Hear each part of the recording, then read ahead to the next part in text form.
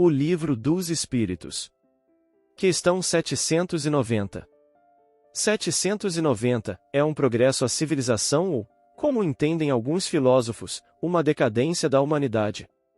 Progresso incompleto.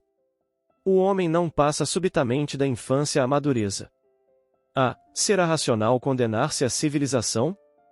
Condenai antes os que dela abusam e não a obra de Deus. Fim da questão. Obrigado por assistir.